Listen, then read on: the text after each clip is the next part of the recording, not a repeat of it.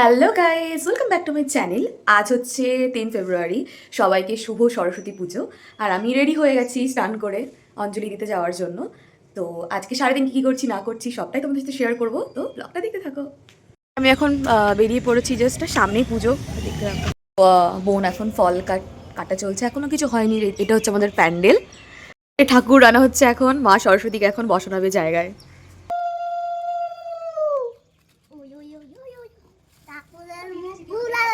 বাহ, খুব সুন্দর। আর সরস্বতী লাইটটা কম আছে।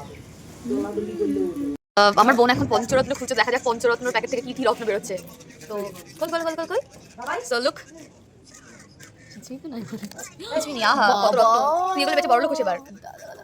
আমার বোন এবার কোটিপতি হয়ে যাবে গাইস।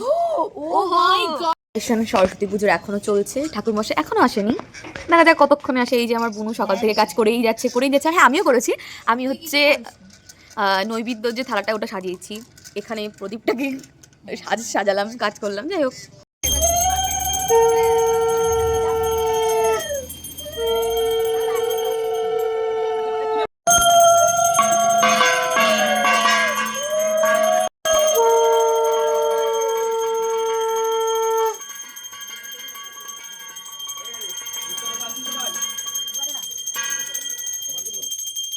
এখন কমপ্লিট হয়ে গেছে।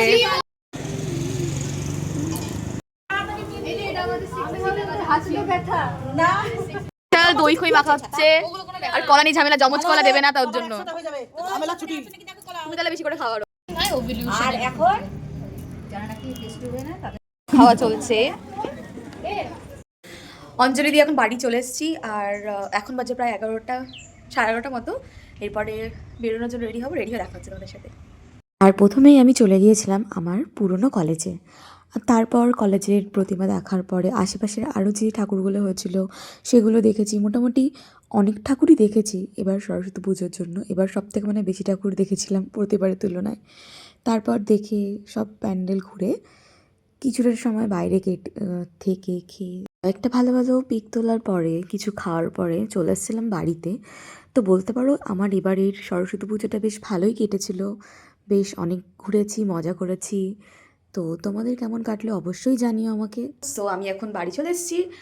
আর মোটামুটি ভালোই ঘুরেছি, ভালো গেছে সরস্বতী পুজো। আর তোমাদের কেমন কাটলো সরস্বতী পুজো অবশ্যই নিচে কমেন্ট করে লিখবে।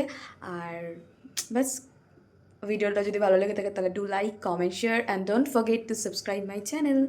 দেখা হচ্ছে নতুন করে একটা ভিডিওতে। ততদিনের জন্য টাটা।